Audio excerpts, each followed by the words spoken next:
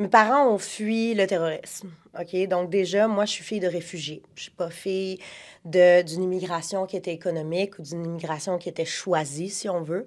Mon père a fait le chemin Roxham. Le terrorisme qu'on a vécu en Algérie dans les années 90, c'est un terrorisme qui était particulier, qui venait de l'intérieur. Je rentrerai pas dans toutes les explications à ce niveau-là, mais ça a poussé mes parents à avoir une espèce de rejet aussi de notre culture, de notre identité, de notre religion, beaucoup.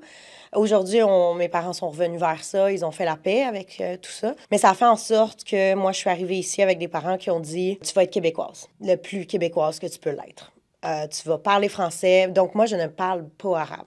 Chaque fois que je retourne dans mon pays, il y a cette espèce de distance, là. Donc, même si je suis née là-bas, je suis 100% algérienne de parents, grands-parents, arrière-grands-parents algériens. Même si on m'a bien reçue, j'ai jamais été capable de m'intégrer complètement là-bas, même en vacances. Puis ici, mes parents ont dit, on ne va pas aller vivre sur Jean Talon. On ne va pas aller dans les diasporas. On ne va pas aller dans la communauté. Donc, eux, c'était important qu'on soit dans des quartiers qui étaient blancs, québécois, que j'aille dans des écoles qui étaient blanches, québécois, que je parle le langage, que je mange leur nourriture. Tout ce que je faisais, il fallait que ça soit québécois.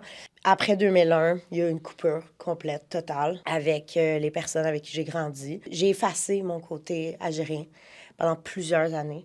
J'ai participé aux blagues racistes sur ma culture. J'ai accepté ces blagues-là. Je me suis effacée de plus en plus, puis plus j'ai vieilli, plus c'est revenu m'hanter. Donc ouais, pour moi, la construction de l'identité, c'est complexe.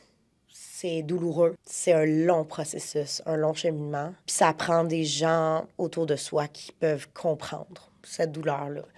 Plus on vieillit, je crois, plus c'est important de se retrouver dans des espaces où d'autres personnes comprennent, même si les gens les plus proches de nous qu'on a aimés toute notre vie veulent nous soutenir, des fois, c'est presque impossible pour eux de comprendre où est-ce qu'on se situe par rapport à ça.